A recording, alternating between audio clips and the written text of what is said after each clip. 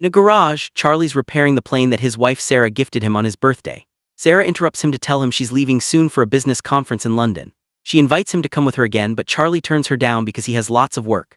Sometime later, Charlie arrives at the CIA headquarters. On his way to the decryption and analysis department, he goes through all the security scanners that he invented and finally gets to work. Suddenly, he receives a message from Inquilin, a mysterious person he's been in contact with for years.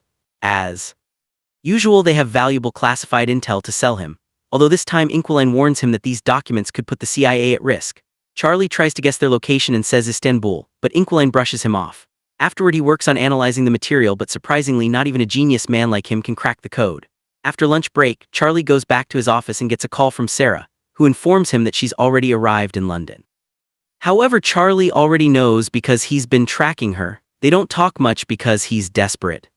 To go back to the mysterious documents, since he still can't crack the code, he takes his computer to the restricted area, where a more advanced system helps him progress faster. It takes him a while, but he finally opens the information in the documents, which leaves him in shock. These are top-secret government files revealing that a drone strike disguised as a self-deletion bombing was authorized and covered up. There are clips from the news reporting 150 casualties, including French Special Forces and Danish Marines. This whole operation was organized by Chief Moore, who is also Charlie's boss. That night at home, Charlie tries calling Sarah, but she doesn't answer, so he leaves a voicemail. The next day, Charlie arrives at the office and is surprised to find Moore waiting for him. Moore takes Charlie to the office of O'Brien, who became director very recently. She explains that there's been a terrorist attack at a hotel in London and Sarah was one of the victims. Charlie refuses to believe it and wants to call Sarah, so Moore turns on the TV to show him the news. The reporter describes how 4 terrorists bursted into the hotel, took 4 hostages and killed 2 of them. Next, Moore plays the hotel's security footage, which shows all the chaos during the incident and confirms that Sarah was one of the victims. When Charlie goes home, he finds dozens of reporters waiting for an interview and the police trying to keep them back. A friend helps Charlie enter the house without being bothered. The next day, Charlie confronts Moore and Supervisor Caleb because he's very suspicious of what happened. He can't believe the terrorists could have slipped past the thousands of security cameras in London, not to mention they drove into traffic. Moore promises they're investigating, but Caleb sends him home.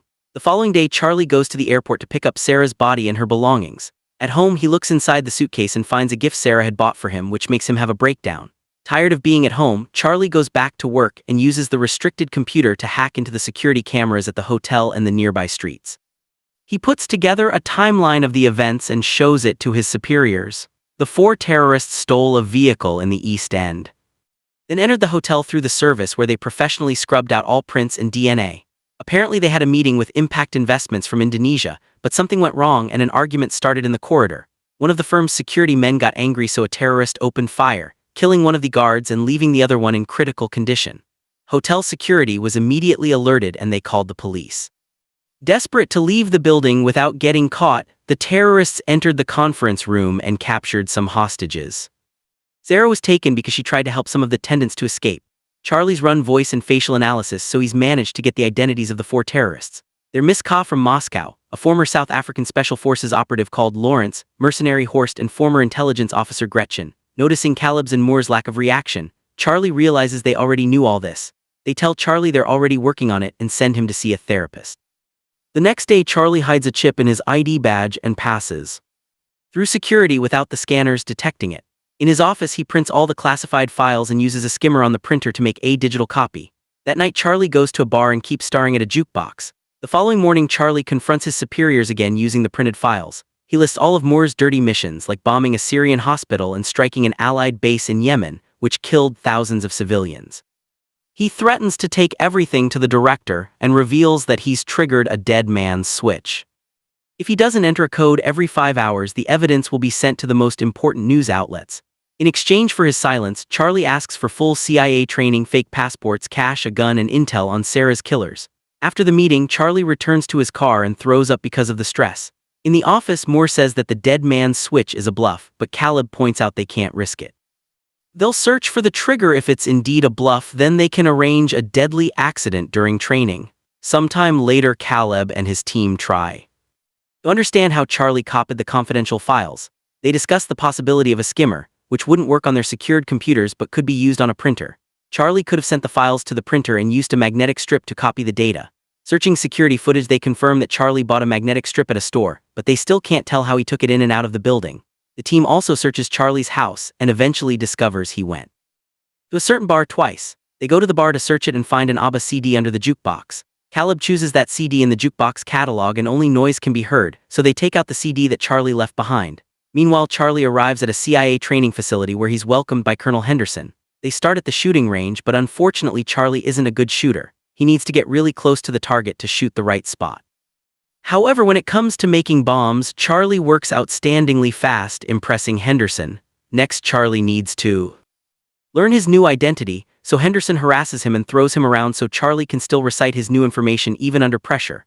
Lastly, they get the new passports done. That night, Henderson goes to Charlie's room and tells him he isn't a killer, but Charlie insists he wants justice. Then Henderson pulls out a gun and gives it to Charlie, asking him to aim at his chest. Charlie's hands won't stop shaking and he ends up lowering the gun. At the office, the agents spend several hours decrypting the information in the CD until they discover that Charlie had been bluffing about the dead man's switch. They immediately inform their superiors, unaware that Charlie is spying on them. It turns out that the chip he hid on his badge was actually a bug that he planted on the files he gave to his bosses. Moore immediately calls Henderson and tells him to arrest Charlie, however he's already escaped. After hanging up, Moore finally sees the bug on the files and talks to Charlie directly to tell him this is treason. Charlie gets rid of his earpiece before boarding a plane. Once Charlie reaches London, he goes through customs and starts making his way to Paris. His fake passport appears in the CIA's computer, so Moore sends Henderson after him. In Paris, Charlie rents a hotel room near the restaurant where Gretchen is frequently seen. Eventually she shows up and is close enough for him to start tracking her phone. Charlie then spends the day outside Gretchen's building and waits until she's gone. When a tenant comes out, he uses the chance to get inside. Then he follows an online video to pick the lock of Gretchen's place. Charlie begins searching the apartment and takes pictures of Gretchen's schedule. He also finds a gun in a drawer, so he decides to keep it. At that moment, his tracker warns him that Gretchen is coming back, so he rushes to the stairs to wait for her. However, when she finally comes home, he can't pull the trigger. Feeling disappointed, he rushes back to the hotel and pretends Sarah is waiting for him. After calming down, he takes a close look at the pictures and learns that Gretchen has been going to the hospital often. Hacking into her health history reveals she has allergies. The next morning, Charlie buys tons of flowers. Then he waits at the cafe until he sees Gretchen and follows her to the hospital. Gretchen is going through some tests, but the doctor notices that the computer screen is malfunctioning, so he leaves the room to request help. Charlie comes in dressed as a doctor and locks Gretchen inside the machine.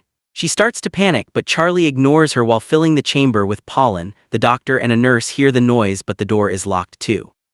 Gretchen starts to get weak because of her allergies, and Charlie says he'll help if she tells him where to find Horst, since he's the one who shot Sarah. The allergies do let Gretchen talk, so Charlie opens the chamber only for Gretchen to push him against the desk. They start fighting all over the room, throwing each other against every piece of furniture. Charlie takes out his gun, but Gretchen brings him down and opens the door to finally run away. A desperate Charlie follows her to the street, but before he can shoot, Gretchen is struck by a car. Horrified by the body, Charlie forces himself to come closer to grab her phone. Then he runs away and throws the lab coat in the trash. At the hotel, he washes off all the blood and packs his things. That night he goes to the bus station and buys a ticket for Marseille. Soon the news of Gretchen's death reaches the CIA. O'Brien questions more about this, and he only says that Gretchen appears to have been killed by one of their own.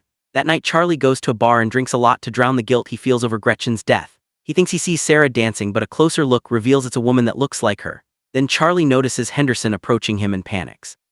He pushes people until he manages to leave the bar and runs through the streets until he finds a different bar to hide in. Henderson follows him there too, so Charlie rushes to the bathroom and locks the door. Unfortunately, there are no windows here, so Charlie has no choice but to come out. He joins Henderson at the bar and learns that he found him by tracking Gretchen's phone. After a short chat, Charlie reveals a timer on his phone and runs out before a bomb explodes in the bathroom. Chaos takes over the bar and Henderson loses sight of Charlie. The tracker on his phone doesn't work anymore either. The next morning, Charlie contacts the Inquiline to get their help and leaves on a cargo plane to Turkey. In Istanbul, he goes to a restaurant and texts Inquiline. Noticing a man's phone ringing, he tries to approach him but is blocked by a woman who tells him to check his phone. Then Charlie leaves the restaurant and the woman approaches him again, confirming she's Inquiline. She already knows about his wife, so she makes him hide his hat and backpack in a shopping bag. Inquiline wants him to pretend to shop for a while and meet him at a garage. Moments later, Charlie meets with her again and she drives him to her home. During the trip, Inquilin shares that she became a hacker 6 years ago after her husband died. He was a CIA asset and worked for Russian intelligence. In fact, he was the original Inquilin and taught her everything. The official story says he accidentally fell from a window. When they reach her home, Inquilin says this is the only place she's managed to stay longer than 3 years and admits she's tired of running. If the Russians ever come for her, she has a gun to self-delete. Then they start talking about the case. Horst is the leader in charge of hearing mercenaries for more. Lawrence is an arms dealer, so Inquilin volunteers to pose as an arms seller to contact him. Lastly there, Miss Ka, who travels frequently and posts everything online. They inspect the pictures closely and find a woman with him. Facial recognition takes them to her Instagram account and they confirm she's in Spain. The next day, Caleb tells his team to keep eyes on the terrorists to find Charlie. O'Brien meets with Moore and tells him she wants him to stop running Black Ops without her authorization. Moore says her predecessor gave him the same speech, so he'll tell her the same thing he said then. She has his full support. After the meeting, O'Brien gets in her car and her assistant shows her a picture of Henderson in Spain. It's confirmed that Moore sent him, so O'Brien sends one of her own agents after him. Meanwhile, Charlie and Inquilin find Miss Ka by hacking into a hotel's security cameras. Charlie then travels to Madrid and stays at the same hotel. He learns that Miss Ka likes swimming in the pool that connects two buildings by their roofs. At the same time, Henderson tracks Charlie down in the area.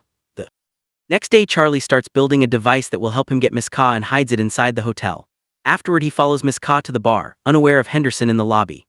Charlie sees a suspicious man at the bar and realizes he's seen him before, which means he's being followed. He tells Inquilin through his earpiece, so she searches his face and confirms he's a CIA agent.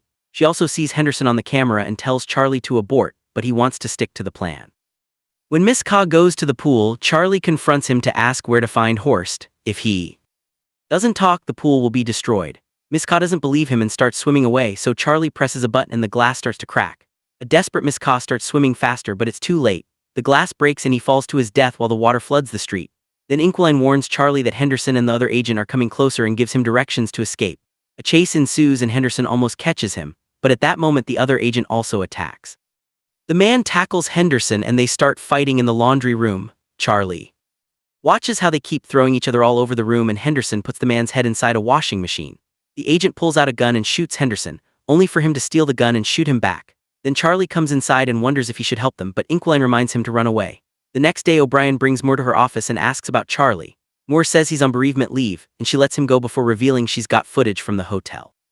Meanwhile, Caleb and his team look at the same footage and realize Charlie had help. They look at Charlie's encrypted chats and finally find the messages from Inquilin. After a long search, they discover the file of the dead agent known as Inquilin and guess that his wife must have taken over. That night, Charlie and Inquilin agree to sleep next to each other just for company. However, they're woken up by Inquilin's bird screeching and they see a bunch of agents approaching on the security cameras. The duo immediately runs through a hidden tunnel in the wall, and as they make their way out, Charlie sees a drone in the sky. By sneaking into another building, the duo manages to keep going and leaves the neighborhood right before the agents storm into the house. The computer is already deleting all the files, so there's nothing left for them. After running down the beach, the duo gets to Inquilin's car and they're seen by the drone. Soon the agents come after them with open fire, even following them on a boat. After a long chase, the agents manage to damage the car enough to make it stop, and Inquilin is mortally wounded. Charlie has no choice but to push the body to the other seat and take over the wheel so he can keep driving, until he finally loses his pursuers. Later, he leaves the car in the garage and kisses Inquilin goodbye. The next day, Charlie contacts Lawrence and pretends to be an arms dealer to arrange a meeting.